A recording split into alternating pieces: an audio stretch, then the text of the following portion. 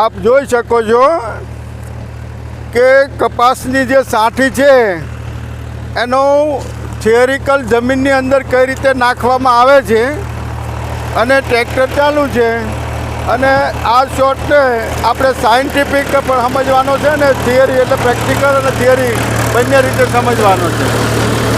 તો આપ અહીંયા જોઈ શકો છો કે ટ્રેક્ટર ચાલુ છે અને કપાસની હાંઠું છે એનો ભૂકો આપણે કરી રહ્યા છીએ રોટાવેટર દ્વારા.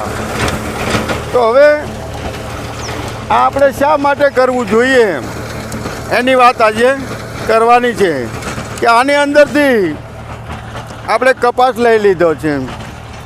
તો હવે જે હાંઠિયું જે છે એને આપણે જમીન દોસ્ત કરી અને જમીનની અંદર આપી દઈએ છીએ. તો અહીંયા અમારા વિસ્તારમાં ઘણા લોકો હાંઠિયું ખાઈને સળગાવી દે છે અને અમારા વિસ્તારની અંદર ટ્રેક્ટરો દ્વારા ખેડૂતોની હાંઠિયું લઈ જાય છે, મફત આપી દેવામાં આવે છે. તો આ કપાસની સાંઠીની અંદર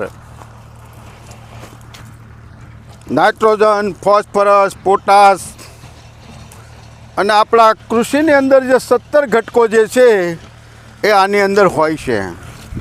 અને કાર્બન પણ કૃષિ કચરાને જ્યારે જમીનની અંદર નાખી દેવામાં આવે અને જ્યારે લભ્ય સ્વરૂપમાં બને છે ત્યારે એ કાર્બન જે છે એ આપણને જમીનની અંદર પૂરતા પ્રમાણમાં મળી રહેશે. તો આ અગાઉના મેં જે વિડીયો જોયા છે અને આપને પણ વિડીયો મેં મૂકેલા છે ઘણા બધા, તો એની અંદર પ્રેક્ટિકલ વાતો વધારે મૂકી છે.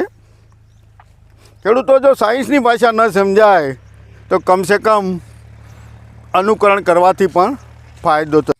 કારણ કે સાંઠીની અંદર કાર્બનથી લઈ અને ટોટલ જ આપણા જે પોષણ માટેના વપરાતા ઘટકો આની અંદર સામેલ છે.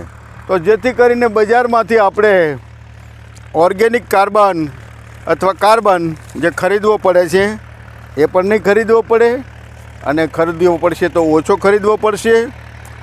તો ખેડૂત મિત્રોને નમ્ર વિનંતી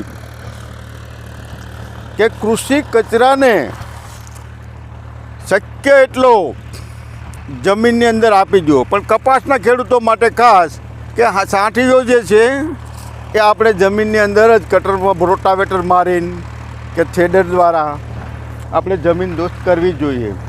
કે ખેડૂતો પાસે રોટાવેટર પણ